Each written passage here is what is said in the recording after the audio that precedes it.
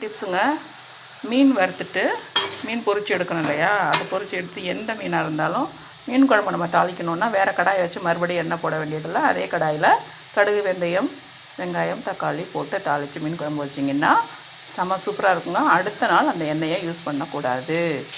வெங்காயம், தக்காளி நல்லா வதங்கி வந்துருச்சு. இப்போ இந்த ஸ்டேஜில் நம்ம ஆல்ரெடி மிக்சியில் அரைச்சி எடுத்து வச்சுருக்க அந்த திங்ஸ்லாம் போட்டு கலந்துக்கலாம்.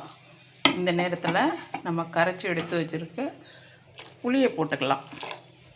கொஞ்சம் நேரம் மூடி வைங்க. 10 நிமிஷம் கொதிச்ச அப்புறம் மீன் போட்டுக்கலாம். பச்சை வாசனை போகிற அளவுக்கு கொதிக்கட்டும். 2 லெமன் அளவுக்கு மீன் குழம்புக்கு புளி எடுத்து ஊற போட்டுக்கோங்க. மீன் குழம்புக்கு தேவையானது அரை மூடி தேங்காய் மிக்சர் ஜாரில் போட்டுக்கலாம். மிளகாய்த்தூள் 1 டீஸ்பூன், மல்லித்தூள் 2½ ஸ்பூன், சீரகம்